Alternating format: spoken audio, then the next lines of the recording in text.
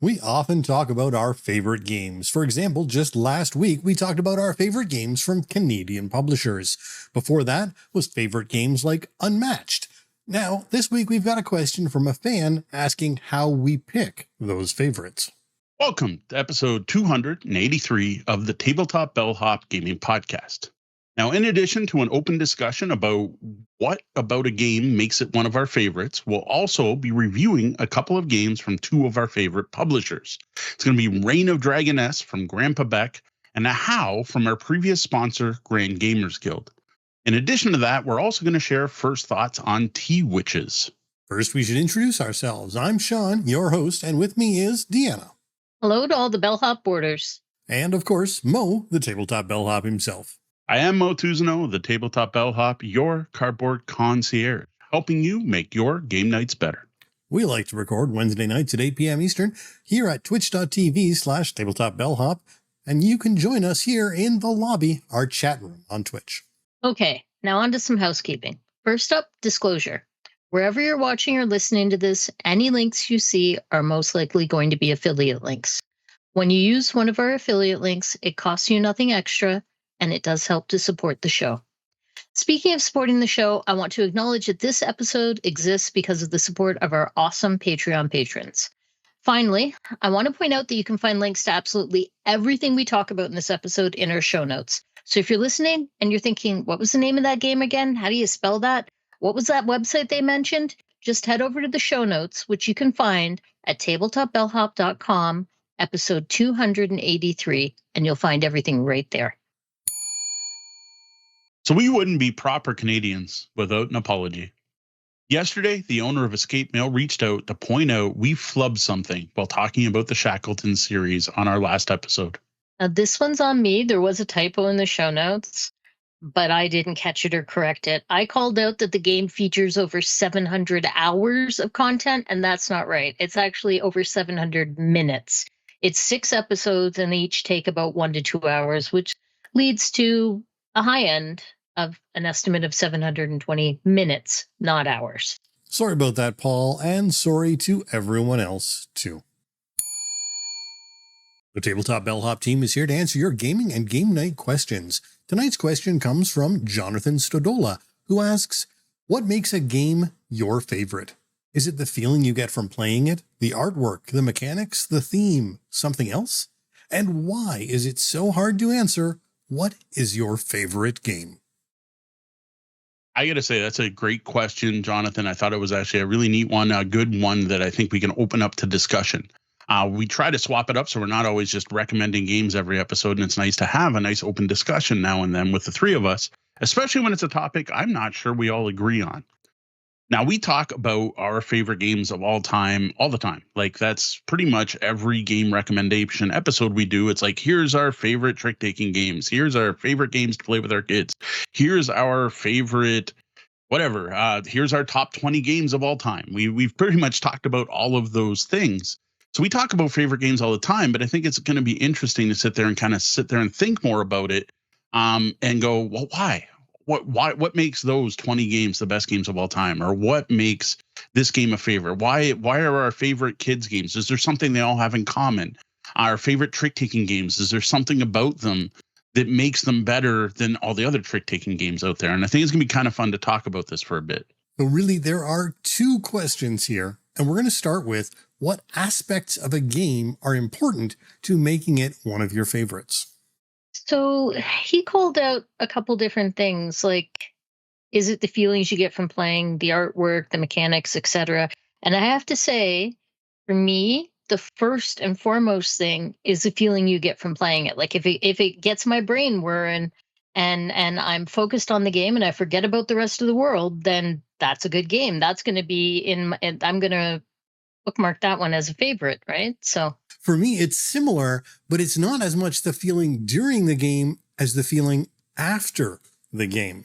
So if I look back and think about my play of Reign of Dragoness or Ahau, did I enjoy it? Was I happy? Do I want to play it again? Am I looking forward to a replay of that game? Hint, one of those, no. That's a really good point, Sean, because I've said that to Mo before. I've said, I can't stop thinking about that game we played last night, and I can't wait to get it to the table again. I must love it, See, for me, it's different in a way. Like the one thing, and I guess this kind of gets to the second question as well. So we're probably going to end up mixing these in instead of separating them. Is how to pick your favorite game. And I'm like, the problem is I don't have a favorite game. There's no one game to me that stands out any more than any other because I'm looking for different things from different games. And by different games in this, I guess we'll use buckets here and say different genres of games, right? And I have a real hard time comparing two games that are mechanically dissimilar. Like, I can't compare Pitch Car, a flicking game about flicking crocodile-like discs around a racetrack, to something like Eclipse, a sci-fi 4X game with a million things going on and exploration and planning economies and upgrading my ships and learning new technologies. Like, the two are just two disparate things. The only thing they have in common is they're both games. And I can't combine those two. If you ask me what's your favorite out of those two games, and I'm like, okay, all I will go with, and my favorite game, what is your favorite game? I always have to say my favorite game right now. Because honestly, if we were going to get together tonight after the podcast and play a game, right now, I feel like playing Eclipse. So that's the only way I could determine is which is my favorite out of Pitch Car and Eclipse is the in the moment thought of what would I rather be playing right now? What would I go sit down? Like, we're done. We're getting together tonight. I got a group. I don't have to worry about food. I don't have to worry about money. I don't have to worry about it. We've got a place to play. Everything's set. Which game would I play? Well, that's my favorite. But again, right now, tomorrow morning, it could be Pitch Car. The next day, it could be Go Cuckoo. The next day, it could be the Deadlies. It totally depends on my current mood, what I feel like playing. And for us as podcasters, if we have an obligation, I'm like, honestly, if I had to look at all our games right now, I think what I'd want to sit down right now tonight, if we were going to get together and play, is Castle Risers, because we want to get the review out before Essen. Okay. I'm going to screw with the very little show notes that we do have and keep going with what you're talking about. That question, what is your favorite game, terrifies me. It's like the thing I hate to be asked the most since I started being public facing with the podcast. Like, oh, what do? You do a podcast and you review games for a living? Well, what's your favorite game? And I'm like, no, I like games. I like them all. Thank you. I can't list just one, right? And it is so hard to answer that, and my brain blanks whenever someone asks me to. It's just too subjective, and we talked about that in episode 254, and we're talking about being critical and reviewing things, how subjective it is. This is my favorite game with this group of people. Yeah. I enjoyed this game because I was in the right mood when I played it. This is the mood I'm in, is to play a heavy game. The mood I'm in is to play a light game. It's just so flippin' subjective. Yeah, one of the big problems I have with the question, what is your favorite game, goes back to a problem I've had and talked about on many different episodes. And that's the problem of people needing to put things into boxes. This thing has to fit into this box, whether it's a train game or, 4X game or whatever. And sometimes things don't need to fit into boxes. There doesn't have to be one favorite game. There doesn't need to be one best trick taker. There doesn't need to be a game that's only a trick taker and not also a ladder game. Things can be multiple things. And we as humans, and I realize this is part of the human condition, like to sort things into neat boxes. People are generally happier if everything is in a box and stays in its box, and they don't like it when things aren't. But guess what? The real world doesn't actually work that way. And so we don't have to have a favorite. We can have a favorite trick taker by artist X. Artwork and theme draws me in, but the mechanics makes me stay. And the actual gameplay and the experience makes me stay. So is a game going to be my favorite because of the artwork? Probably not. But am I going to be drawn to a game and actually end up playing it because of the artwork? Yep. Yeah, and that kind of goes back to a different episode where we were talking about how do we pick which games to review. Sorry, I don't have the episode number. Deanna was better at that than I was. But that was part of it, is like, right, things like artwork and that. Something needs to get me interested in the game before I even try it. And that's where I find artwork, theme, the designer's name, reputation, branding, publisher name, all those kind of things kind of go into that. to determine if I even look at the game in the first place. I don't think once I sit down to play the game, I think all that drops off unless it negatively impacts, right? Like a game with confusing or bad artwork, which we'll have an example of, definitely will knock a game down. And a game with nice icons and good flow will push it back up. But I don't think I generally am sold on those. But to jump back to what Sean was saying about boxes, I like boxes. Me, I can't really answer the question, what's my favorite game? Again, I can tell you what I would play tonight. That's the closest I can get. But if you narrow it down and you put stuff into boxes, if you say pick your favorite out of this box, I can usually do that. And I don't know if that's different for Deanna, but I like boxes that way. I would love to talk to you about my favorite 5-player games, and I can do that. Or I can tell you about, but I need that qualifier. I can't just go, what's your favorite board game ever published? And I'm like, I don't know. I'll tell you what I want to play tonight. I'll tell you what I'm most interested in playing next. Right. It's too broad. I'll give you that. But like, for example, I think part of it too is things fade. So it's a matter of how long has it been since I got to the table? Like I could be like, oh, I really like Turn and Taxis. That's a great game. I love Trajan. Those are some of my favorite games. I haven't played either of them in like 10 years now. Can I still call them one of my favorite games? I'm like, if I'm not getting it to the table, does it even count? And then when people ask me, I'm not thinking of them either, right? I'm thinking more of, hey, last night I just played T-Witches and that was phenomenal. I can't wait to play it again. So maybe right now I like T-Witches. I like House of Fado. But again, that's group dependent, because if someone is asking me, hey, what's your favorite game? And it's someone that doesn't even know what the heck a hobby game is, I'm going to feel bad if I tell them, oh, go try T-Witches, which is, it's not a entry level game. You know, I'm going to feel like maybe I need to tailor my response to something that they would want to play. And I guess that's just a problem because I feel like I have a responsibility to the public as a reviewer. Like if people are asking me, there's more than just like me saying, well, this is what I like best and y'all can go hit the road. So one thing that's interesting there, I think part of picking a favorite, using that term favorite, to me also has to be a long-term experience. Like a game I've just played, I can't call T-Witches my favorite game. I've only played it once.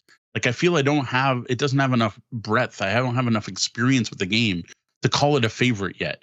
Like I need to play it a bunch of times, which is part of our review policy, right? We try to play games multiple times with different player counts before we give our final thoughts. And I kind of feel like that, like, again, which kind of discredits what I said earlier about how my favorite game is the one I want to play next. I'm like, that's not always true, because sometimes the one I want to play next is the one I'm still exploring. I figure there's like a level there where you're like, okay, I played this game enough that I can accurately judge it against all the other games I've ever played to be able to give it a rank in a way. I almost feel like a better question is, what game are you excited about right now? Yes. Yeah, I honestly think that's a more useful question to ask a content creator. What are you hyped about? What do you want to play next? What have you been playing? I personally think that's very important, which is why we include a segment in almost every podcast episode where we talk about what's playing, because of course the Bellhop's first law is the best game in your collection is the one that hits the table. Doesn't matter how much you spend, who the publisher is, how much it costs, how many players it can play. None of that matters if the game's not getting played. The best game in your collection is the one that's hitting the table. I think if you're not a content creator, though, the game favorite, the idea of a favorite has a lot more value. I think the majority of people don't change games like socks. Yes. You know, you're going to have, say, even if you have 100 games, you're going to have games in there that are more favorite. Yeah, I think that's true. That's definitely true. And you get a lot of people in the gaming community at large, at least in my experience, that definitely have a favorite game. And sometimes it's the only game they play. There are an awful lot of, say, Magic the Gathering fans or Warhammer 40K fans, or I even know a group that still plays Catan every Sunday. That is just their game, and that's what they do. I know people who every time they go to the cabin play the same games. They have their cabin games. And there are definitely what we often call them lifestyle games, where games take a large investment of time and or money or both. And because of that, that's all they play. And the same goes on the RPG side of things, right? Dungeons and Dragons is obviously many, many people's favorite RPG. Though I do find it hard for people to call it their favorite if they haven't tried any other ones, but I'm not going to get into the whole you should play something else. Otherwise, we've got, you guys were talking about art earlier, and I think it's interesting because I actually think art more negatively impacts my opinion of a game than positively. I find Not exclusively. There are going to be exceptions. There are times when I look at, and I'm going to call him out. I look at an EO tool board on a picture in Board Game Geek, and I'm like, oh, okay, I want to try that game. It looks really interesting. Mm-hmm. But that's the exception. Generally speaking, I think about a game that I want to play, and perfect one that comes to mind is I wanted to play Marvel Dice Throne with the new X-Men characters last week or 2 weeks ago, I guess now. I was really interested in that. We had a great time with the first kit. The second kit was coming out. I was really interested. I didn't actually like the art. But the game was interesting. And in that case, the game was more than interesting enough to overcome the art because the art wasn't a significant part of that game. There are other games, however, where the art was more of a part. And I think Gnome Hollow was one where the art didn't quite work as well for me. It was neat. It was cute looking at it, getting it all set up and all that. And it didn't bother me. But then there were a couple of little fiddly little things about the art during the play where I was like, oh, it's not great. Didn't turn me completely off the game or anything, but it definitely impacted me more negatively than how pretty and cute the gnome concept was artistically. Yeah, I think in a way, I think you're right, and I agree that art when it's bad is horrible. Art when it's good is cool. Like it's fine, whatever. You know, like I notice the art more when it's a hindrance and there's an issue. And with art, I want to lump in iconography and graphic design, not just specifically art, right? Like icons. How many times have we talked about size of icons and predominance of graphic art that should be replaced by iconography to make games more playable? And all of that will have an impact on a game. But I got to say, like, you're right. Like great art. Yeah, it's great art. It's nice. Again, it might give me more of a chance to look at the game. Maybe I'll show it off to other people. There is that, but that's like Curses and Covens. I'll show those cards to people who aren't even interested in playing the game just to show off those cards. But I don't think it impacts my favoritism. I am definitely, and I think Deanna's on the same page, much more about the mechanics and the feelings they give me. And I think the secret to it are moments. I want games that give me memorable moments. I want to say fun moments, but I hate reducing it to all games must be fun. Like it can be a moment where a game made me cry. That hasn't happened a lot in board games, but it has in RPGs. It can give me a sense of urgency or stress. What is that? I'm drawing a blank on the name. The Smirk and Dagger game with the oubliette when you're in the dark. It's a horror game. I'm completely drawing a blank on the name of the game. But like that was a horror game that actually gave you that feeling of tension and stress and nyctophobia. Thank you. And loneliness. No, not nyctophobia. That's not the right game. That's not Smirk and Dagger. That's not the one I'm talking about. Sorry. Nyctophobia is the one you're blindfolded, which is another great example of what I'm talking about. But really, for most games, it's that fun moment. But it's also what, to me, I find the most rewarding, honestly, are moments where I feel clever. I figured out the puzzle. I eked out that extra move. I moved one more step up the ladder than everyone else. I comboed the things in the best possible way to get to the outcome I was planning on. You know, a game that frustrates the hell out of me can be a game that I love. A game that makes me feel like, oh, I need to play it again because I could have done better. And I can see all the ways I can do better. That's a game that makes me want to get it back to the table. I'm like, oh, that goes on the list. Yeah, no, there's a lot of those. And again, that's that, and it's said by Roger in the chat as well, staying power.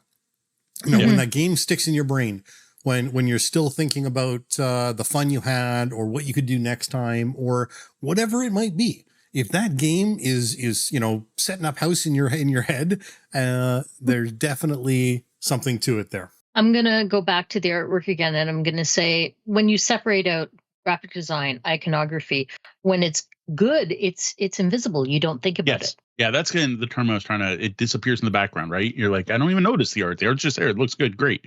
But when it's bad, you really notice it. But I don't want to talk about what makes things not a favorite, because to me, that's like a totally different topic. I realize, but when you were saying it earlier, I'm like, that's what popped into my head. It's that it's just invisible. So the same for me is theme. Theme can enhance, but in general, I find art and theme are kind of the same thing. The theme might be the thing that draws me in, but like I'm not going to dislike a game because it happens to be about growing potatoes if the mechanics are fantastic. Though some of my favorite games are games where the theme and the mechanics are tied well together, especially if it's at a point where it just makes sense. It's just logical. Chiseled, as an example, it's a deck shedding game where your deck is your block of stone. You're using tool cards to remove chunks from that stone by removing cards from your deck. It's brilliantly tied together. So theme, if it's tied together to the mechanics, will definitely influence it. But again, the reason it's influencing it is it's easy to teach. It's easier to get back to the table. I remember the rules. It's easy to show other people, and it's memorable. There are moments that are fantastic, like the first time we played and Sean took a chainsaw to his block of stone. I will never forget that. And that right away bumped Chisel up really high because that was such a great moment at the table. When theme ties up nicely with mechanics, you get flow. Everything just makes sense. The game makes sense and it just flows. I get that with House of Fado. Like the theme and the mechanics are just tied together in a way that the game just makes sense. You're operating your restaurant. You close it out at the end of the night. Like you said, everything sticks in your head. It's easier to understand. It's easier to explain to other people. And it's easier to remember and play again. I think another interesting aspect of that is, and this goes to sort of to that, what you were talking about earlier, you can't have a game, it's not your favorite game right away. I think that depends, because there are games that just click. There are games where the theme works, the graphics work, the art ties it all together, everything comes together. And that first play, you're like, I get it. Oh, this is my House of Fado. This is, I understand this restaurant. It makes sense. I understand all the points. And now I am hooked and I'm thinking about the next play. And I'm with Dee on this one. I think House of Fado really could be that kind of game. Because it is so well put together and built into the theme, as well as having fun art. And I mean, it's not great art, but it's fun art and it's thematic, and the iconography and the graphical design is great. So I definitely think, and I don't think it was for me, but it could be someone's favorite game the first time they played it, because it's all just there for them. 100%, Sean, because the first time I played that game, I was like, sold. This is the game for me. I'm like, and see, for me, I think it's the number of games we play, right? So like even then, I'm like, it has a good chance to become a favorite because it has these things I like. After one play, though, I don't know. I can't say, okay, well, it's my favorite game. Period. I just can't. I can't have a favorite kid. Okay, but I can say it's my favorite game I've played this year, or it's one of my favorite games that I've played this year. And I can tell that after one or two plays. Like I know when it's the right game for me. It doesn't make it the best game for everybody, but hello, T-Witches last night. I cannot wait to get that back to the table. Yeah. Like, And we were talking about themes, so I also want to bring in IPs. To me, again, that's unless it's a bad IP, because there are certain games I no longer play because it supports certain people that I no longer want to support.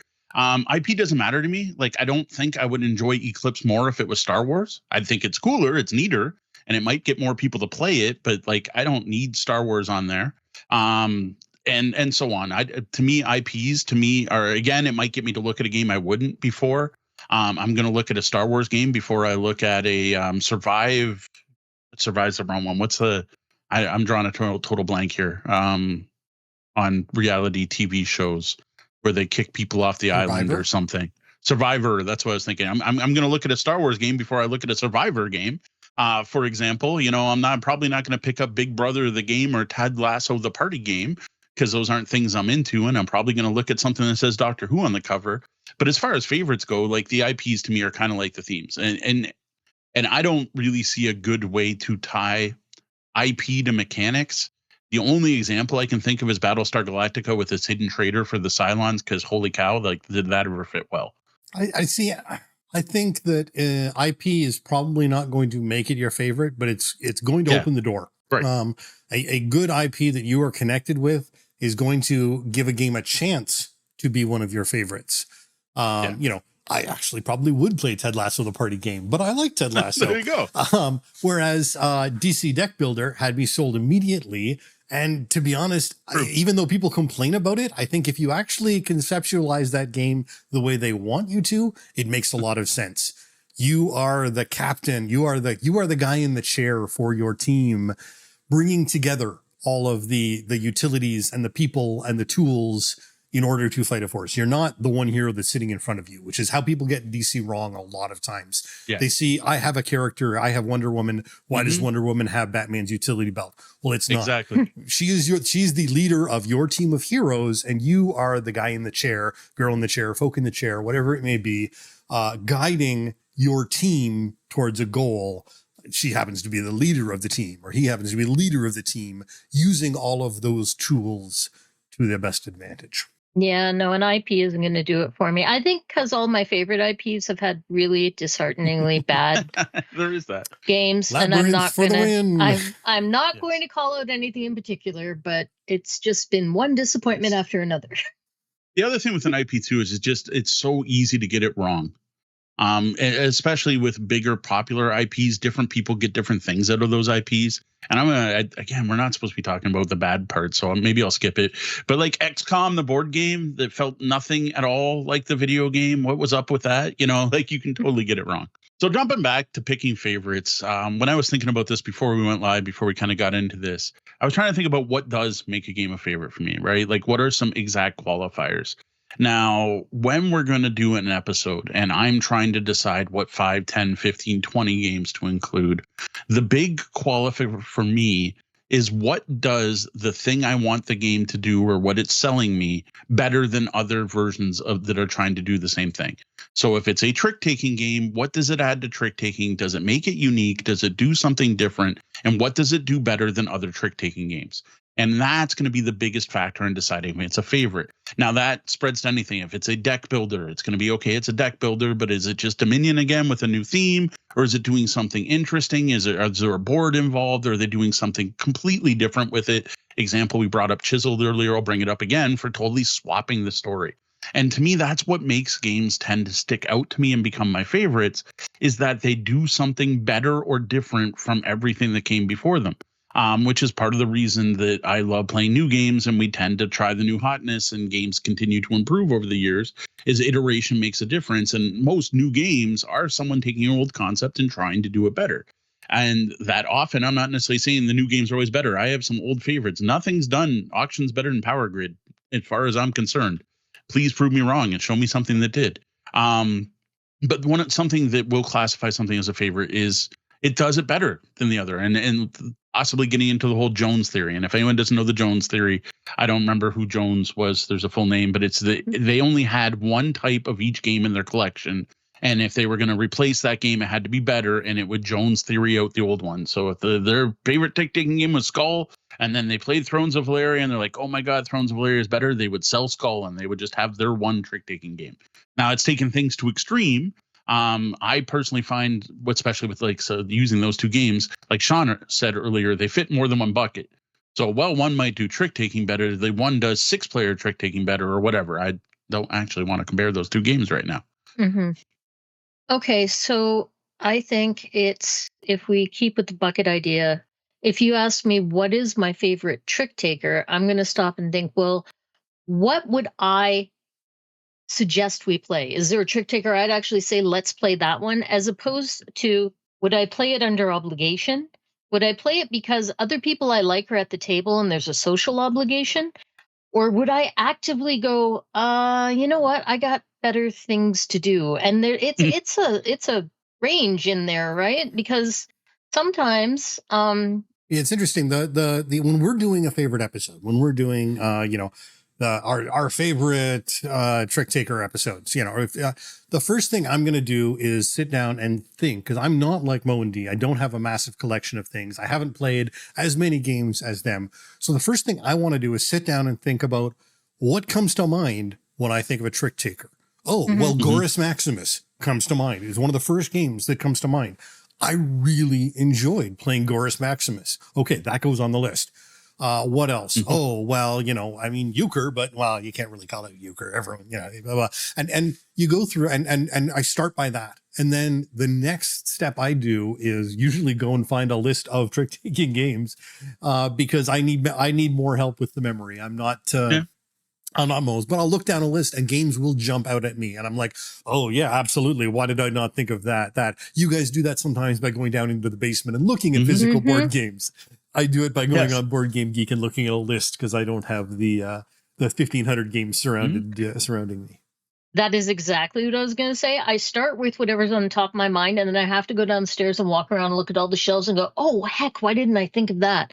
Because we just play too many darn games, and they don't all stay in my head. Yeah, see, I do the same. I make a list off the top of my head. Then I usually go to Board Game Geek and I look at my own my recent plays sometimes, but more often I'll actually look at my collection because I've rated every game I played and I sort it to kind of look through. But then what I'll do is look at what other people had to say. And usually that's to grab things like honorable mentions and games that like people are like, oh my God, the best trick taker ever is whatever. Or the best ladder game is Scout. Everyone keeps telling us play Scout.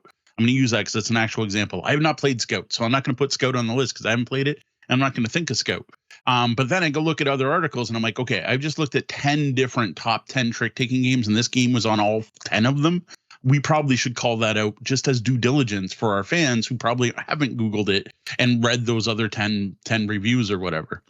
So that's like my final step, but that's always at the end. Like after the show notes are done, I'm almost ready to go live. It's more to check to see if I missed anything. And often I'll go through and I'll be like, oh, heck, I didn't even think of that. And then end up adding a game that I have played to the list.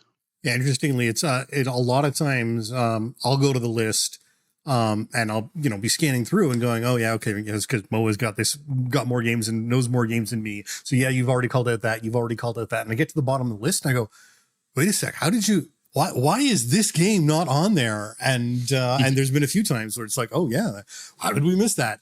Yep. But it's it's a game I have, or it's a game I've played a lot on Board Game Arena, or for some reason it comes to my mind before it comes to their mind. All right, I think we've kind of covered pretty well what makes favorites for each of us. Jumping back to the original question, they mentioned the artwork, the mechanics, the theme, or something else. There is definitely something else, right? Certain games just have a certain je ne sais quoi. Like you just play it and you're just like, this game feels right. This game feels good. There is that. The other thing, though, and again, I think this is mainly because I host public play events. I could have favorite games that I don't even like because they're my favorite games to teach other people or to show other people or to hook new gamers or to play at public play events. Right. Oh, no, that's a separate category. Games that are my favorite to teach to other people because I don't suck at teaching them. That's a different category. But they're still favorite games in that bucket. Right. So I still think that is the kind of thing that can still happen. Right. So I do have favorites because I love the reaction of people, right? There's Drop It is one of my favorites for blowing people's brains and just like, holy cow, this game's neat. And there's thinking involved and there's tactics and this is just a silly dropping shapes game, but oh my God, it's good. The Deadlies. I'll admit I'm a little sick of playing the Deadlies. I played a lot of Deadlies since we got that game, but I still love showing it off to new people when they show up. And there's certain games that I also enjoy playing with our kids because of the reaction the kids get while playing the games. And I'll play stuff I normally wouldn't because they enjoy them. And those can be favorites for those reasons. This goes into a question that was posted in our chat room by Red Meeple Ryan. What makes a game a favorite when it isn't also the best game? Again, that's part of your boxes, right? The favorite game to teach may not be the best game, but it's a game that you get joy out of bringing to someone else, or the best game you play with your kids. Yeah, best game you play with your kids is definitely a separate category entirely. Kids games that don't make you want to smack your head up against a wall are a separate bucket. Best games to play with your elderly aunts and uncles or your grandmother or whatever, the ones that you bring out at Thanksgiving or family parties. Like I definitely have favorites that are favorites to bring out at family events as opposed to favorites to play with my gaming friends. Yeah, what do we pack for our 1 week vacation up north at my uncle's farm is very different than what I pack to go over to Brenda's on a Sunday. So then why is it so hard to answer what is your favorite game? And again, I think just breadth. There's so many types of games. Like they're all board games. That's one big bucket, one big box, whatever you want to call it. And it's just too broad. I can't compare apples and oranges. I can't pick a single favorite game because there's too many to choose from, and they're so different from each other that you literally can't compare them because they give completely different experiences, both physically, tactilely, visually. The atmosphere is different. Like there's just so many factors that go into it. And I honestly think like the question, what's your favorite game, is useless. We kind of mentioned that earlier. Ask me what I want to play next. Ask me what what I'm hyped to play next. Ask me what I've been playing lately. Ask me what I would bring camping with friends who like to bring a case of beer and play while roasting marshmallows. That to me is going to give you a more useful answer than what's your favorite game. If you asked me this morning, my answer would be different than it would be tomorrow afternoon. And I think it's just too mood dependent. And like I said, it's so subjective, and it's subjective on the group too, but on the group you're going to play it with it too. But like mood has so much to do with it, and what pops into my mind first, and what you've played recently. And I cannot pick just one game. There are just way too many. I think Ryan actually put it really well in the chat room. The larger a collection gets and the wider range of experiences one is striving for, the harder it gets to lock in on a single overall favorite. So yeah, maybe if you have 3 board games in your collection, you might have a favorite. But if you've got 103, maybe not. Is there anything else the two of you want to add for favorite games? Chat room, did we answer that well enough? Like, was that a good summation of our thoughts on favorites? Obviously, we each feel a little differently, but we all kind of agree on the fact that the actual act of doing so isn't all that useful unless you narrow things down. We can very easily tell you our favorite X, but not just our favorite game overall. Yeah, Roger in the chat room called out staying power. I know you already mentioned that, and that is definitely a major factor.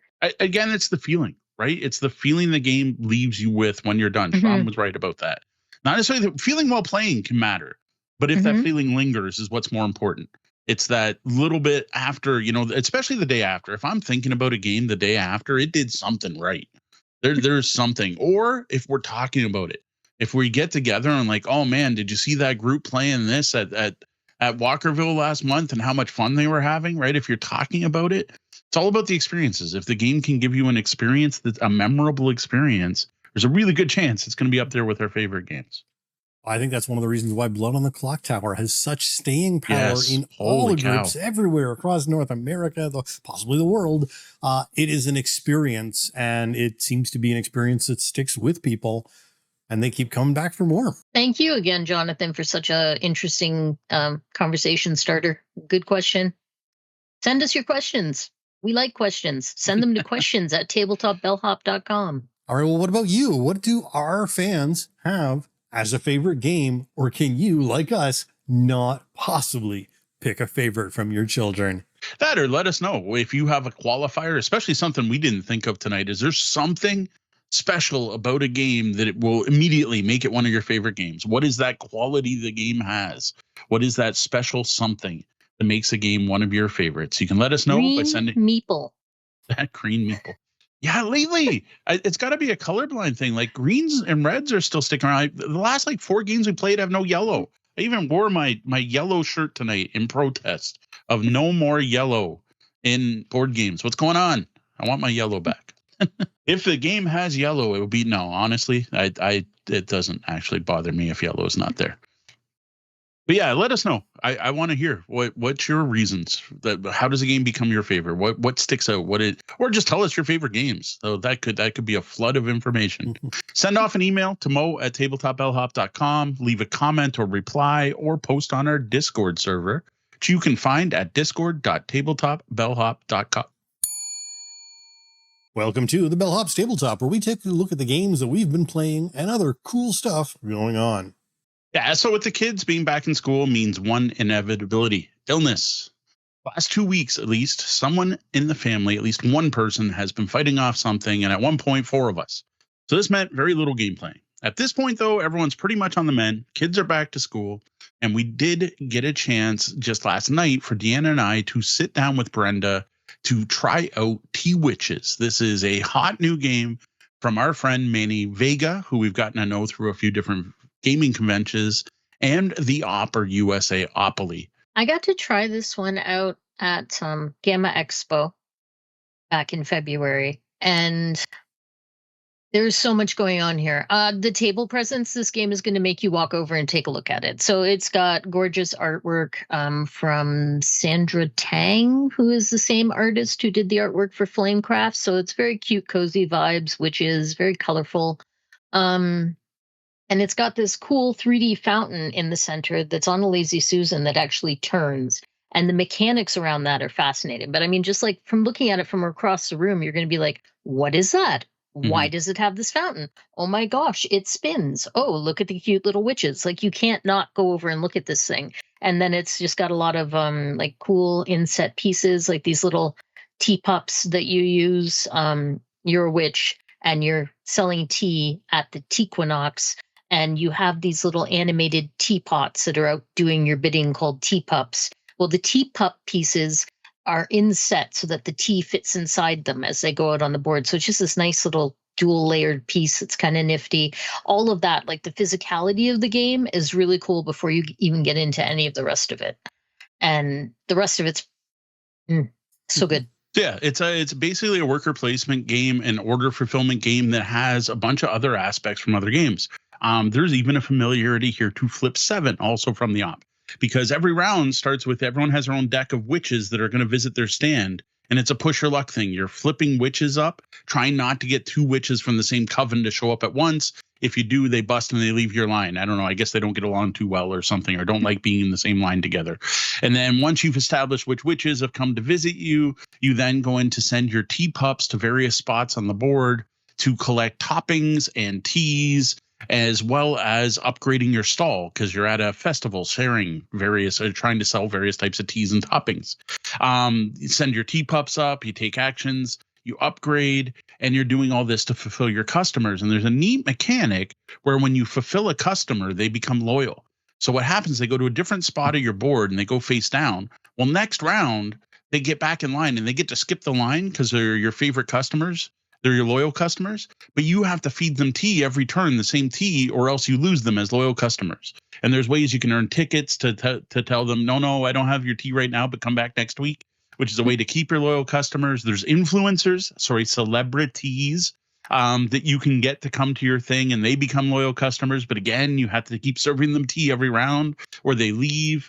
And as Deanna mentioned, it just looks fantastic. What's interesting, though, is this very cozy theme, very cute artwork actually hides a fairly heavy game. I honestly think, and I need to look through the Ops full library of games, this may be the heaviest game they published. There is a lot going on in this game, and it's meaty. You're looking at half an hour per player when you know the game. Once you're at half an hour per player in a 4-hour or 4-player game's 2 hours, you know you're going into a territory usually reserved for companies other than the Op. And I will say that 2 hours, you may as well double your first game because there's a lot to think about in this game. And the one issue, we've only played this one, so these are first thoughts, is AP was bad. And this is with people who don't always have AP problems like myself. There are a lot of choices to place that teapup. And not only are you picking which spot on the board to go to, there's multiple options on each spot, unless they're all full. And then once you've done that to get your tea, you then get to activate the spot. And most of the spots have multiple options. So like if you go to I don't remember the names of the different stalls, but if you go to upgrade your stall, well, do you buy a big one? Do you buy a medium one? Do you buy small ones? Do you wait till next turn because then they'll end up at the werewolf where he sells discount upgrades the next round because no one bought him the first round? And you're going and you're collecting even the celebrities. Which of the 3 do you try to influence to come see you? And when you go to buy specialty tea, which are items you can buy that you can use to do special things, you got a choice of 3. There's just a ton of choices in this game. Almost ridiculous amount of choices in this game. I think the biggest thing that affected AP for me is the fact that each one of these, there's limited spots. And particularly once you get later into the game, it's 4 rounds or 4 days at this fair. And once you get to day 3, you all unlock your 3rd teapup. Well, with 3 players, and with the demo game I did at Gamma Expo with 4 players, and you have 3 teapups each, a lot of those spots get taken up. So, well, you may plan out your move. By the time it gets to your turn, the place you wanted to go to isn't available anymore, and you have to stop, rethink everything. And that I found really added to the AP time. Yes. And honestly, I don't know, your mom was special because every single time I would plan it out, I'd be ready to take my turn. I'm like, I'm just going to do this. I'm going to turn the thing here. I'm going to add tea. I'm going to add another tea. I'm going to put it in my replicator to get 3 more tea. And I'm going to serve these 4 people. And she'd take the one spot that let me do all 3 of those actions. Who says turn order doesn't matter? And she won too. So yeah, she won the game too. So yeah, That's T-Witches. Looks amazing. Cozy game. Those are hot right now. This is new hotness. This game literally came out this week and is now available in stores just this week.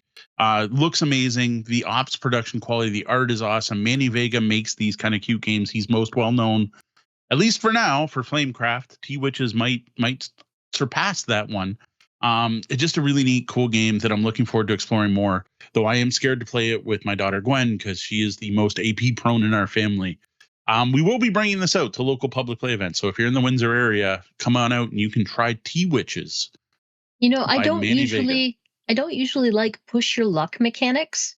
And I think I liked it here because there's protections in place. So even if you push your luck, you're not going to completely bust and ruin your turn. And because you can really kind of hedge your bets depending on who's in your loyal customer group, you know what you can and cannot draw in the cards that are remaining to give you some pretty good odds, though I still manage. I tried to play those odds and lost, so what am I talking about? But it's a push your luck mechanic at its core, and I don't even hate it. I just really enjoyed this game. For folks who love numbers, that game is a 3.11 right now on BGG. And yeah, for the op, that is crazy high. Yeah. It is not a gateway game. No. Yeah. It could be, but like it's a pretty heavy gateway game. You're above Catan there, right? You're above Carcassonne. Though I do think it's awesome that the op is putting this out, and that cozy theme and the awesome artwork is a great way to open up the possibility of people exploring heavier games than they might be used to, which I think is awesome. I am worried, though, this is going to be one of those games where people buy it to play with their kids and it's not going to go well. I think that's a matter of where, like, so the op has hobby games and the op has stuff that they push at Walmart. Are they going to be pushing this on the same shelf at Walmart next to Mooseopoly or something? Yes, if some parent picks this up and goes, ooh, cute witches, I'm going to get this for my 8-year-old, there's going to be some serious disappointment going on, okay? All right, well, that's all we've got this week. With everyone feeling better on a Walkerville game night tomorrow, hopefully we'll have more to talk about next week. Let us tell you all about a great ladder climbing card game with beautiful artwork and the cool theme of a tournament between dragons. Reign of Dragoness is a 2 to 8 player hand shedding card game featuring standard and advanced modes of play, which comes from Grandpa Beck. Now, we do have to thank Grandpa Beck for hooking us up with a copy. This was actually designed by a member of the Beck family, Harrison Beck, and it features awesome fantasy artwork from April Stott. So the standard rules for Reign of Dragoness are quick to learn and can be easily picked up by anyone who's familiar with traditional style card games. And even easier if you've played other ladder climbing games like Clubs, President, Tichu, or The Great Delmoody. There is a set of special rules to use if you're playing with less than 4 that adds a bit of drafting to the game. But even the Dragon Horde variant doesn't add many new rules. Now note, the revised 2 to 4 player rules should be coming in the second printing of the game. But if your copy doesn't have these, you can just download them from the Grandpa Beck website. Grandpa Beck's games come in a standard packaging of a small box that splits the cards into 2 stacks with the rulebook on top. It works well for keeping everything safe. The card quality is playing card level, the rulebook is clear, and we've already mentioned how great the artwork is. Oh, and this is a Grandpa Beck game, so you also get a Beck family recipe in the box. The only complaint we have with the physical aspects of this game is that the row of gems featured on each card could be bigger. These are used to break ties between cards of the same number, and they are not easy to see from across the table. However, this becomes less of a problem once you start to memorize the order of the suits. And we also got around this in our games by having people call out the number of gems as they played the card. So they were saying things like, it's a rank 2-9, or it's a 7 with 3 gems as they placed it on the table, just to help everyone see what was going on. So Reign of Dragoness is a shedding card game, which means the goal of the game is to be the first person to rid your hand of cards through the game's 3 rounds. Each round, the player who rids their hand first gets 3 points. After that, you're going to look at how many cards everyone has left, with the person with the least cards getting 2 points and second least parts getting 1. Ties are friendly here, so if 2 players have the same amount of cards, they both qualify for any points earned. And that's all there is for scoring. This one, I don't even think came with a scoring pad with it. It's pretty simple to keep track of. Each round, you start with a hand of 13 cards. There are 8 suits of dragons in the game, but depending on the number of players, you're going to remove one or more suits, possibly. There are also some special cards, and the number of those that you use is also based on the player count. Now, each suit of dragons is numbered 1 to 12. In addition to this, the different suits are ranked. This is indicated by the gems shown on the side of the cards. Page cards are wild cards with a value of 1 to 8 and can be used as any of those numbers, but count as an 8 if played on their own. The squire is similar, but 9 to 12, counting as a 9 when played on their own. The dragon knight can be used as any value from 1 to 12 and counts as a 12 when played on its own, and the highest ranked card in the game, except for the Dragoness, who is a 13 without the suit. Finally, there are the revive cards, which we always call dragon egg cards, because that's the art on them. These let you reset the current hand. So each round of Reign of Dragoness starts with the player with the lowest card in their hand out of all the suits and numbers. They then set the pattern by playing a set of cards or a number of cards. And this pattern is key to this game. This is where the game gets a little funky and kind of stands out to me.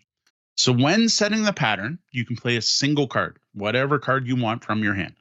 Or you can play a set of 2 to 5 cards. So those are cards of the same number but different suits, because there's only one of each number in each suit. Or finally, you can do a run, which is cards with numbers in the same order. They can be from the same suit or different suits, it doesn't matter, but a run has to be 3 to 5 cards. So single card, set of 2 to 5, or run of 3 to 5. That sets the pattern for the round. So once they play it, the next player has to follow that pattern. So they have to follow. If you played a single card, they have to play a single card. If you play a set of 3, they have to play a set of 3. But when they do that, the cards have to be of a higher value than the last play. Like if it's a single card, it just has to be a higher number or the same number with a higher rank. If it's a set, then it's got to be a set of higher numbers. Or again, if it's a set of 3s, it can be another set of 3s, if you happen to be lucky and have that, that is of a higher rank. Now, if you can't match the pattern, you have to pass. But you can also pass if you don't want to, which is pretty important because sometimes you might not want to break up a set or you don't want to make up a run, so you can play it later. Now, once you pass, you are out until someone wins the hand. You're only able to jump back in when you start a new round. Now, the revive cards are kind of unique. A revive card basically resets the value of the current pattern. Now, you still have to match the pattern, but say it's a single card that's a 12 is up and you've got a 2 in your hand, you could play the dragon egg and then play your 2.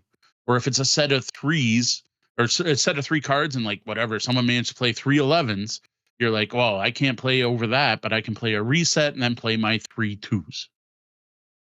Okay. Note, you can't actually play a revive or a dragon egg or whatever on any of the 12s or after the Dragoness. The Dragoness basically closes out the trick or the round. Okay, so everything Mo just described, play continues like that until every player but one has passed.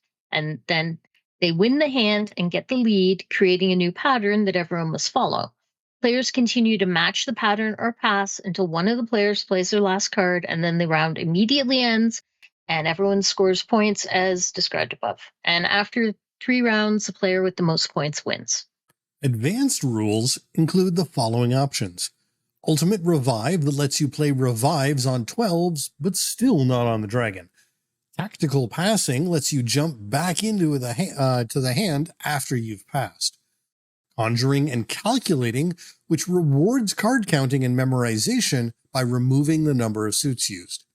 Dragon Hordes, which gives the ultimate power to the Dragoness, letting her be played at any time to win a suit, and the ability to play a hoarder set or run of cards 4 or 5 long, depending on the player count, that can be played regardless of the current pattern, and which give the player playing them the lead. All right, that basically covers the rules of the game. It sounds more complicated than it is. I kind of hate saying that sometimes, but it's just a very simple, nice flow to the game that's very easy to pick up.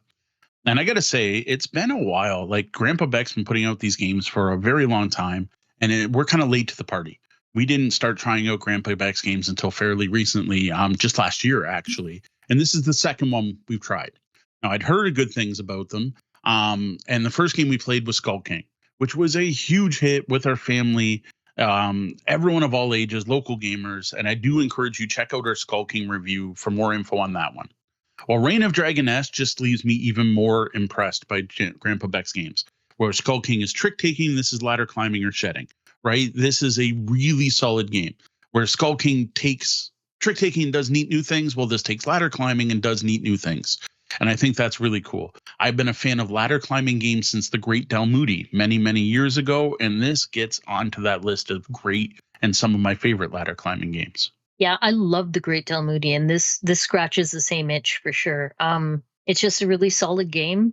The base rules are not too simplistic. It's fun to play at the base level. I don't need to add the advanced rules in to go, now it's a game. It's a family weight game that doesn't feel like it's been dumbed down. It's just a simple, good, solid family weight game. Yeah, I think it's nice that this game is very much, play at the local Legion, Moose Lodge sort of card game that can be more. You can take it up to that next level if you want to be the hobby gamer who has to have all the extra. You've got that ability, but realistically, it's a cool game with dragons that plays a lot like any other card game you'd be playing down at the Legion. And it plays really well at higher player counts, which is pretty awesome too. Yeah, there's just something clever about this game, right? And I think it comes from the variety of different ways you can play your cards, and then the hard decisions of whether or not follow a pattern when you can. Like, all that matters is get rid of your cards as quick as possible. In every hand, it's a puzzle to figure out the best way to do that. And things get super tactical, though, when you lose a hand you didn't expect to, and then have to try to figure out how to follow the pattern in a way that kind of gets you back the lead or actually lets you play your last cards. And it's there are some really difficult decisions, especially when you get into splitting up those sets and runs. Like, do you split up the sets and runs? Do you play single cards? And I got to say, having the lead can be agonizing in this game, especially when you know it's probably not going to come back around to you, right? Especially when your hand's getting small. And when you first start with 13 cards, it seems like you have so many options, but you only got 3 left. You're like just begging for someone to please set a pattern you can match. I think that's really fascinating. And it's usually one of the things I do like about this game is sometimes you get lucky, right? Like, it just happens, someone drops down 5 5s and you have 5 12s in your hand, and you're just like, I've got this. And then your other cards form a run of 5, and then you only have 3 more to play, and you happen to have 3 of a kind. Like, it happens, right? It is a card game. There is randomness, but I will say most often winning in this game or doing well in this game actually does come down to player skill and not randomness, which is something I do really appreciate in this. One of the things that really amuses me about this game is you don't notice it the very first time you play it. You get your hand of 13 cards and you're like, oh, I'm just going to put these in order, 1 to 13. And then you start realizing, oh, the thought process behind how you set up those cards into runs or sets and how you're going to break them up and even how you end up holding them ends up being such an interesting decision tree, right? And I like that. This is actually something that I run into all the time. Again, one of my favorite and most played games on Board Game Arena is Haggis, another ladder climbing game, very similar in some ways to Reign of Dragoness. And the ability that Board Game Arena allows is to automatically shift with a single click between organized by suit, organized by numerical. And you don't have that in real life. You can't just automatically have your cards reorder into the new format for you. I will never forget one of the things that stuck out of this game. One of the things that made it memorable is the first time we taught you, Sean. You sat there and we played like the first time around the table, and you're like, hold on, I got to rearrange my hand. I had this totally wrong. Now, one of the things that really impressed me about this game is kind of like Sean said, that how quickly people who don't have a lot of modern hobby game experience have been able to pick this one up. The great example is every summer we go up to my uncle's farm up in Northern Ontario, and we introduced it to members of my extended family, and they're big Crib and Euchre fans. Those are their games, Crib and Euchre fans. They don't have a lot of shedding game experience, but even with that, they picked it up right away. Really, the only part that's really tricky about this game is the comparing card ranks instead of suits, and the fact that there's the special cards, right? The squires, the page, whatever. Thankfully, there's a nice reference card that tells you what those do, and that's usually enough for a new player to pick it up pretty quickly. And then what Dan mentioned is we've noticed with our plays, we have come up with a shorthand for kind of explaining the ranks to people when you're playing. So you're like, I played a 3 of rank 2, or, I played a 3 purple high or something like that. Or I played a set of 3/8 purple high. And I found that really helps with the visibility issue, is to be able to point out your rank as well, if in case it matters for the other players. And please note, those gems are really tiny. This isn't a Deanna vision issue. This is a many people at the table vision issue. So having those shorthands really helps. So when we picked up our copy of Reign of Dragoness at a con earlier this year from Grandpa Beck, he actually handed us a copy of the revised 2 to 4 player rules. And I'm really glad to know these are now included in the box, because I want to call those out, because when you are playing with 4 or less players, I do strongly recommend using these rules. We found 2 to 4 players with the standard game very random. And in that case, because there's only one more suit in the game than the number of players, it was just too often that people would just get lucky. Whereas throwing that in and get unlucky actually was more common. You just had a bad hand where you're playing 2s and singles all the time, and maybe a set of 3, and that's about it. When you play with 2 to 4, you use these rules, you actually do something different where you're putting out a market of 4 different cards in the center of the table, and they're a stack. I don't remember how high. It might be a stack of 5 or it might be a stack of 3. I don't remember. But you can use those cards when playing. So when you're setting the pattern, you can draw from those cards. You just have to use at least one card from your hand.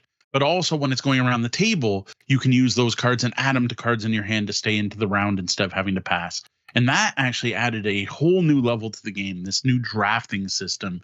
And I actually think that hobby gamers are probably going to enjoy this game more at 4 players with that variant rule than playing a big 8-player game. Yeah, you mentioned the player 8 cards, and I'm just going to bring them up one more time to say that they are incredibly well done, very useful. And also the special cards, like the iconography is clear on them. Like I complain about the gems, but like the pages and stuff, it's really clear that this one is 9 to 12 or whatever. I'm not going to remember the numbers off the top of my head, but that part's very clear and easy to explain to people that haven't played anything outside of a traditional game. Now, earlier we did mention Skull King, and I got to say the 2 games do scratch a different itch. One is a ladder climbing game, one is a trick taking game. But for anyone that does own Skull King, this is definitely on the lighter side of that. It is easier to teach and more approachable. There aren't as many rules, and the scoring is not nearly as complicated as Skull King. So if you do enjoy Skull King but are looking for something a little easier, or if you found Skull King a little difficult, this is probably a better game to start with from Grandpa Beck. I don't really have much more to say about Reign of Dragoness. Like it's a very solid ladder climbing game that does some neat things. It's got a cool theme about dragons battling. I love the artwork. The artwork is fantastic. I love the fact that each hand of cards feels like a puzzle to be solved. And the way that puzzle becomes harder as the round continues. Like you start off with this plan, I'm going to play this and lead this, and it's going to come back to me. Then I'm going to lead this, then I'm going to lead this. I'm all good. And then I'll use a revive, and then someone totally screws you by playing a set of 5 12s. And you're like, how did you get 5 12s? The fact the game's also 3 rounds to me is really nice, because a lot of ladder climbing games have the thing where like everyone gets to be the lead, or they tend to be fairly long. That makes the game nice and quick. I think 3 rounds just feels right in this game. And like your final scores are going to be like 6 versus 2 versus 3 versus 7. It's not a high scoring. Well, I guess your highest could be 9, right? It's not a high scoring game, but it plays nice and quick. And this is often a game that we will play more than once in one sitting, especially if I'm teaching it, right? You always play that first game with the people who've never played it before. Then you go, now that you get it, let's play again. But even with experienced players, we don't tend to sit down and play one game of Reign of Dragoness. It's usually 2 or 3. But even if you just play one, it feels satiating. That 3 rounds is nice and quick, but it feels like a complete game. Yeah, so many of these ladder climbing games are either you get the points that all the other players have, or lowest score wins, and all the cards you have left when someone else goes out is your actual score, and it's the lowest that wins. So this is a different scoring than a lot of ladder climbing games. That's true. And yeah, so it's just that nice, quick, short time limit. It doesn't outstay its welcome. Yeah. So I know we seem to have a lot of these lately, but this is a game I kind of recommend anyone who likes card games should check out. Like I really can't think of anyone who wouldn't like this game. unless they just don't like card games. Like if you're not a card gamer, you know you're not a card gamer. Go play your heavy Euro or go play your party game or whatever you're into. Stick around for our next review if you want something heavy to play instead. Like normally we like to say like, oh, and here's who this game's for, and here's who might want to avoid it. But like, I don't really have anyone that should avoid this unless like you hate card games. Yeah, pretty much that. All right, well, this game has been popular with friends and family. We've yet to find anyone who the game just bounces off completely. It's become a bit of a staple at our public play nights, as has Skull King. The other thing it's done is make me want to check out even more of Grandpa Beck's games. Yeah, we're liking their games so much right now. Like right now we're at the kind of like try a new one every year, and I'm kind of thinking next time I see Grandpa Beck, I'll be like, show us the next two we should check out. But I gotta say, we like Grandpa Beck so much, we reached out to them and we've actually formed a partnership. And I'm happy to announce that if you go to Grandpa Beck's web store, you can use code BELLHOP to save a nice 15% off. I know most of our coupon codes are 5 or 10%. Grandpa Beck was cool enough to give us 15% off for you, our fans. So if you buy anything direct, he'll be a link in the show notes. All right. Have you guys played any of Grandpa's games? We want to know which is your favorite.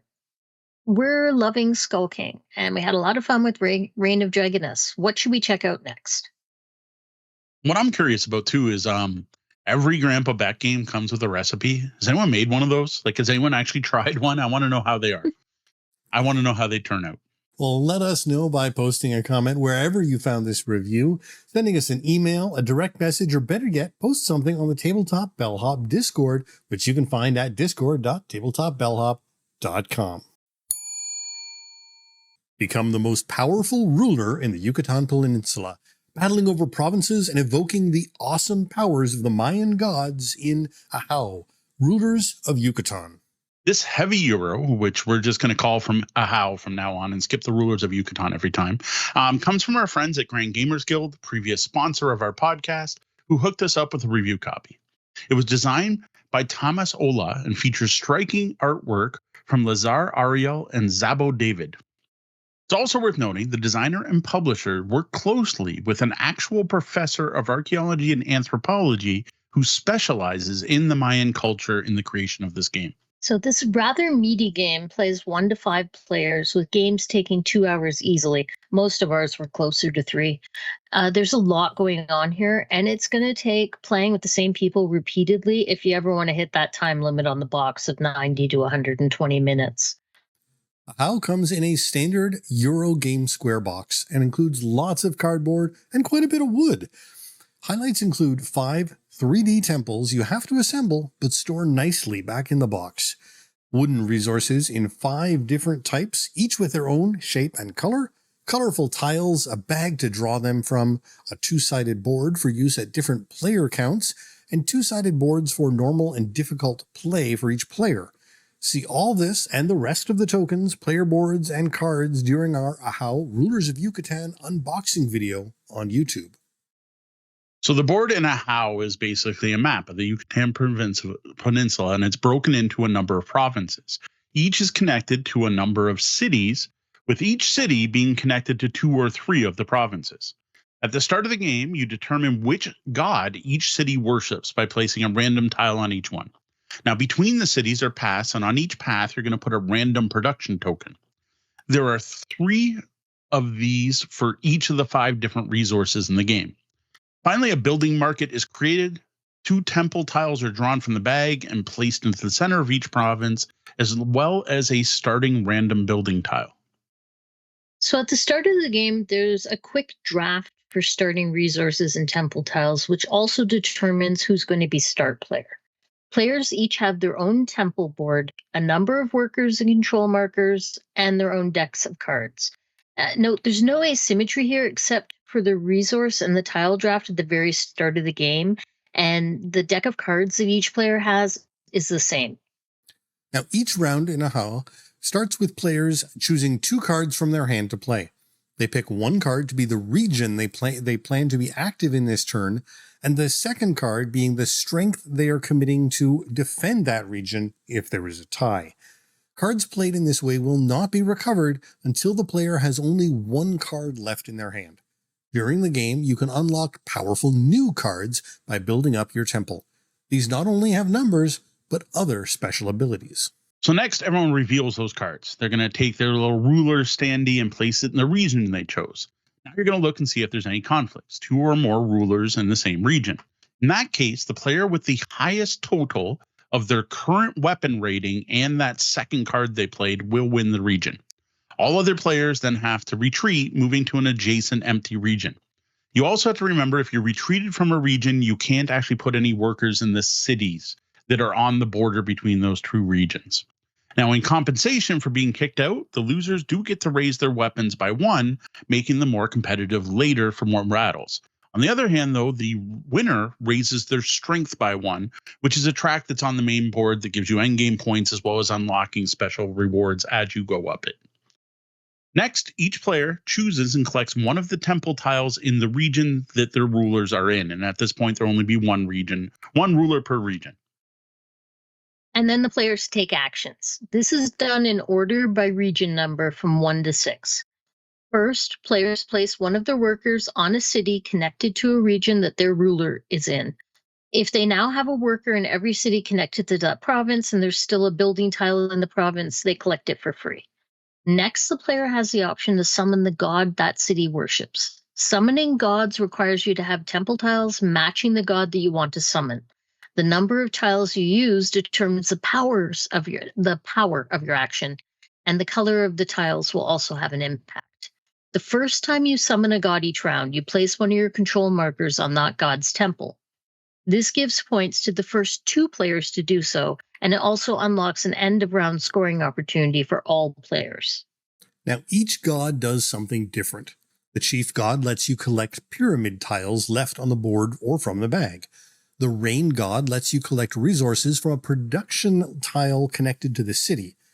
The god of trade allows you to move your workers and swap resources. The sun god lets you take played cards back into your hand, and the jaguar god lets you sacrifice workers for points. Next, the active player gets the option to either produce or build. If you produce, you choose a production tile connected to the city where you place the worker and collect 1 resource for each worker in any of the cities connected to that chit, not just the one you just played into. They then take the chit and they move it onto a tracker at the top of the board, which is what determines when game rounds end. If you choose building, you get to place a pyramid tile you own onto your temple. Pyramid tiles on your temple get to get used over and over again. They're never discarded. You're also going to get points for placing new tiles adjacent to any that are of the same color or god. And then also where the tile is placed within the upper levels, within the levels of the pyramid, with the upper levels of the pyramid being worth more. Some spots are also going to unlock bonuses when you place them on those spots. And the cost that you're paying is based on how high up the pyramid you're going. The other option is to build one of the building tiles in the market onto the board. Each player's board has a spot to hold those buildings, and each offers a powerful rule-breaking ability. You can do either build action any number of times, assuming you have the tiles and the resources so you can afford it. After a player has placed a worker, then optionally summoned a god and built, play moves to the next region and continues until all players have gone. Then you check to see how many resource tokens have been put on the timer at the top of the board. If it's full, then round ends. Otherwise, everyone takes their rulers back, you refill the board with temple tiles, you refresh the building market, and you complete another turn, starting with players picking 2 cards, etc. Now, at the end of the round, when the timer is full, you've reached the end of a round, or what they call a katoon. You then have a special katoon celebration scoring round. You check each of the 5 gods' temple to see if there's control markers. If there are, you're going to score that temple. And the scoring on each temple is based on different majorities in the board, like who has the most workers, who has the most food, most different resources, and so on. Now, each temple's majority is determined randomly at the start of the game. Now, interestingly, the points are based on the maximum. Whoever has the biggest majority, but they're awarded to the players with the control markers. So you might have the most different resources, but unless you have a control marker there, you're not actually scoring anything for that. Next up, there's an area majority scoring done for every city in the game. The player with the most workers in a city gets 2 points, and if there's a tie at all tied players get 1. Ahau ends whenever one of the following things happen at the end of a Katoon ceremony. If a player has built their entire pyramid, if a player has placed their last worker, or if 3 Katoons have passed. If this hasn't happened, you move on to another round, refresh the board with new production tiles, new temple tiles, new buildings, etc. So in addition to these rules, the game also includes a family variant where you don't use the buildings, god powers are simplified, and the gods' temples actually score based on your own stuff instead of having to figure out who has the most. There are also rules to add a shadow player. This adds some interesting randomness to a 2 to 4 player game and actually increases the chance of conflicts and fights for majorities over cities. Finally, there's the King Pakao Ahau solo game, where the king has a variety of personalities to choose from so you can adjust your difficulty level. A deck of cards is used to determine the king's actions, and the goal here is just beat the king. Now, if you understood absolutely nothing of what we just said, don't feel bad. I've played it and felt similarly while trying to learn it the first time. Yeah, this is a game that honestly wasn't easy to summarize. I took a long time to do the show notes above and kept rewriting and trying to simplify things, but then have enough info. There's actually quite a few things we just kind of skipped over there to keep it as short as it was. And I realized it wasn't short. I get it. I do think we covered everything. Now, here is where I'm sure you expect me to say, don't worry, it's not that bad. It's a quite smooth, easy to learn game. No, actually, I'm sorry to say that's actually not the case there. There really is a lot going on in Ahau, ruler of Yucatan. It's a fiddly game with a lot of moving parts. It's part worker placement, but it's also engine building. But you're not just building one engine, you're building more than one. There's resource generation and building buildings and getting new roll cards. There's also building up your pyramid and trying to make combos out of your god powers. And all of this is happening at once. And then there's the 5 different god powers, and they're quite detailed. Like I remember talking about Terra Mystica going like, there's 8 different options on your turn, but each one's simple. No, there's 5 different gods here, and they're all pretty complicated. It's going to take you a while to learn this. This leads to a steep learning curve. And I got to say, the early plays of this game are rough as you try to figure things out. Maybe it'd be better if you got someone who's an expert at the game teaching you, but unfortunately, we are learning the game right from the box, and it wasn't smooth. Yes, this is one of the roughest first plays for a game that we've had in a long time. And I say this as someone who enjoys heavy games. This is a fiddly game with a steep learning curve. Yeah, I'll admit it. I actually kind of didn't like the game on my first play. But then that second play, I enjoyed it so much more. Like it was like night and day. It was like, wow, okay, wait, no, there's actually a good game here. I actually do want to keep exploring this game. I do want to play it more. I started to see like how everything worked, right? Like just getting the mechanics down wasn't simple. And then once you get the mechanics down, I started to understand why I might want to do one of these things over another. And I started to see how the scoring actually impacted the play, like how much it mattered, the area majority, and how much it mattered at sacrificing your workers, and why you really want to activate all the gods so that you can at least get a chance to score from the temples and so on. It wasn't until my third play that I actually found I liked the game. I was actually having a good time. I was really enjoying it and looking forward to play again.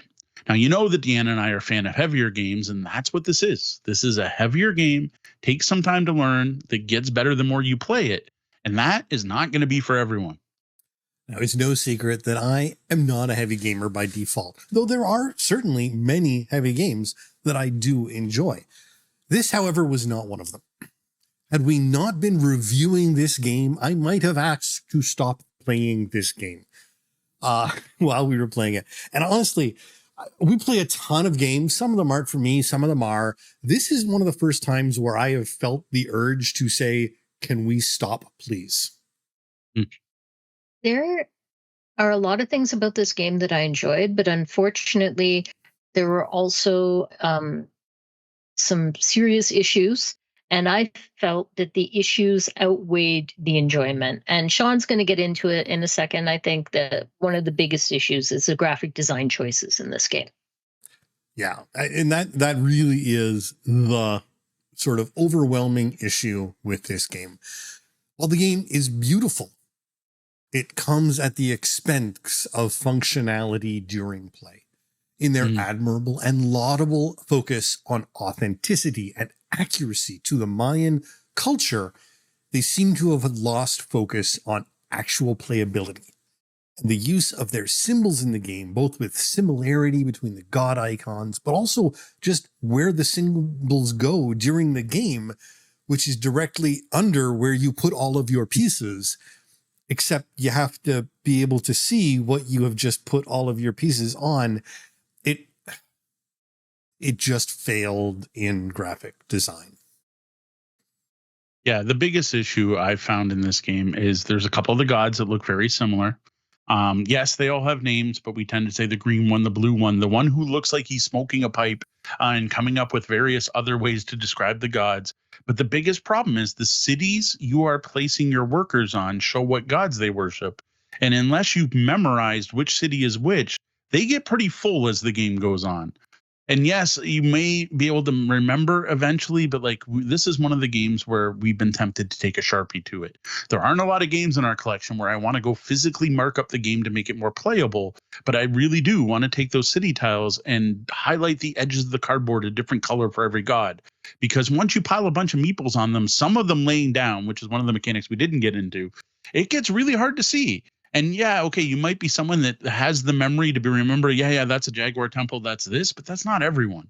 And honestly, I can generally remember that, but I'd rather be using my brain power to plan my turn and figure out my strategies and tactics instead of having to use it up trying to remember what's where that should be just blatantly obvious.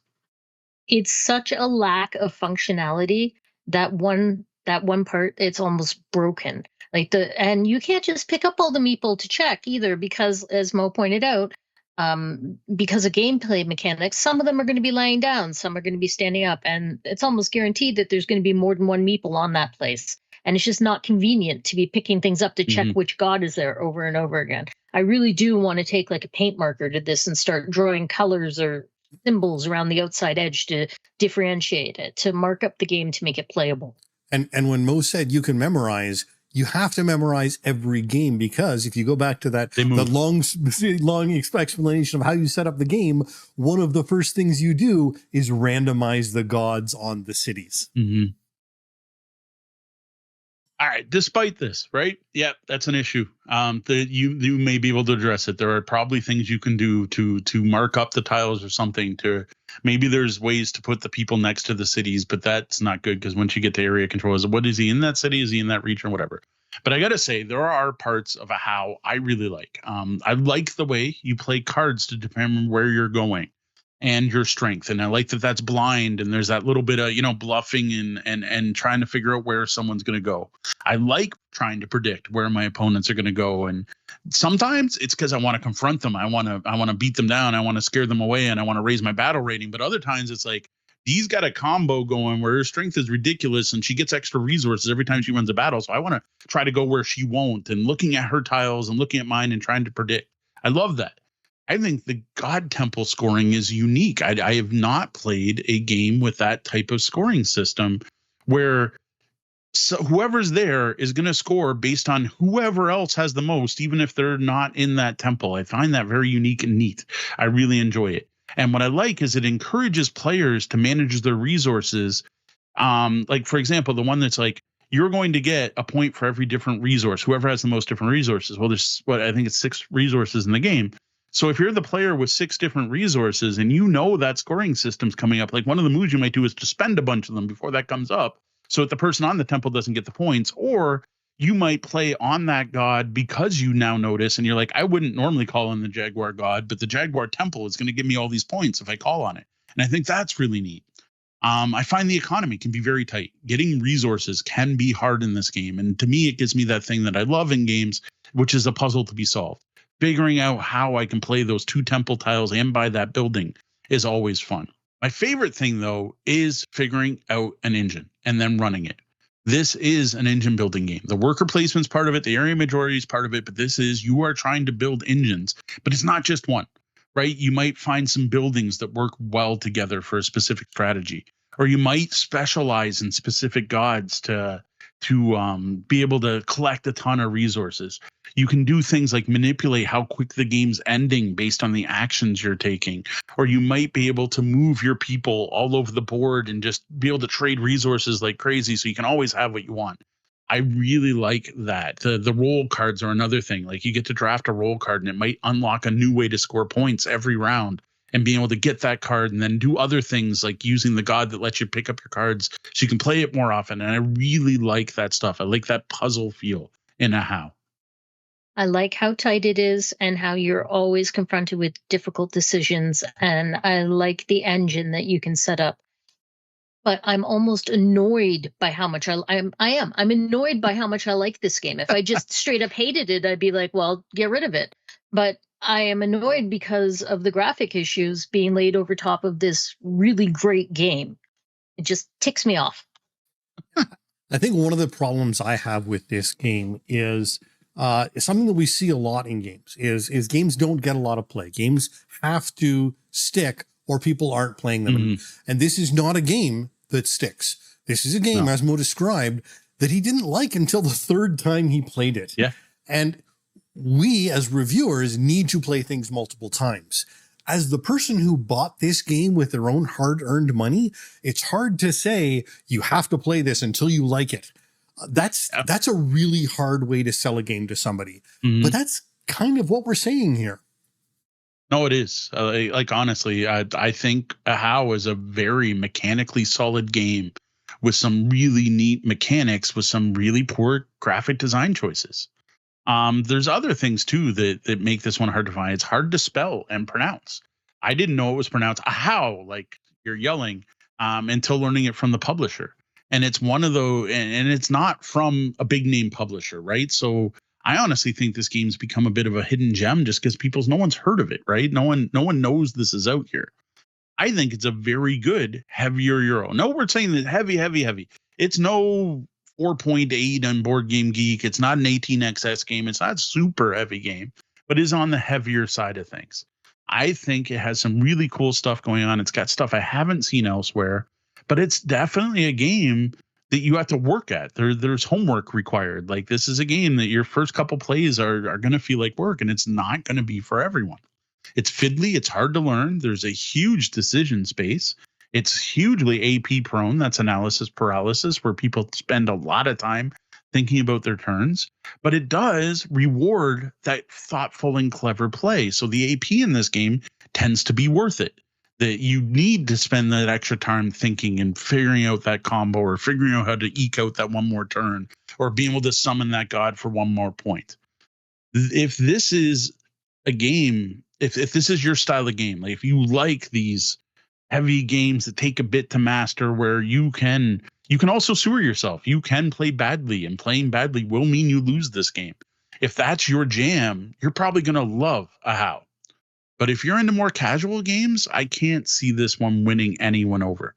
Like, this isn't the kind of game where, like, even if you don't like heavy games, try Ahau. It might prove you wrong. No, if you don't like heavier games, don't play Ahau. Sorry. So one thing to keep in mind is that there's a new version coming, or a new game coming, a re-implementation for this game in the form of Batab, Guardians of Chichen Itza.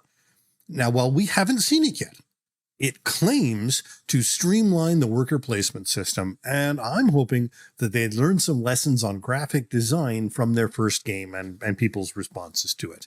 We're going to have to wait and see, though. I am super curious to check that out, because there's so much mechanically going on here that I enjoy. I would love to see re-implementation of it. All right, that's about all we have to say about Ahau. Definitely mixed bag there. Definitely not for Sean. I definitely did like it. I'm on the positive side, and Deanna's I wish I didn't like it as much, because it's frustrating to play due to graphic design issues. I think this is probably one of the most divisive games we've all played as a group here together. So that's kind of interesting. Lately, though, we've been playing a lot of lighter games, right? Most of what we review are a mix of casual card games and party games, with a few medium weight games in there as well. So I got to say, it was nice to sit down and play something heavier again. I love heavy games. Deanna likes them even more than I do. And every time we sit down to play one, like every time we sit down, 3-player brain burner, we finish and we're like, oh, we got to play more heavy games like this. Oh, you were so right. I was so happy to get a heavy game to the table. What's your favorite board game that's on the heavier end? Let us know in the comments as a reply, a DM, an email, or over on our Discord. Now, one thing with heavy games is they can tire you out, and our favorite way to compensate for that is a cup of joe or even some tea. If you found this review helpful, you can buy us a cuppa at tabletopbellhop.com/coffee. Well, that was the double bell. That means our shift's coming to an end, and it's pretty much time to kick everyone out and lock the lobby doors. Before we start locking things down, let's take a moment to thank a selection of our Tabletop Bellhop Patreon patrons, all of whom are awesome.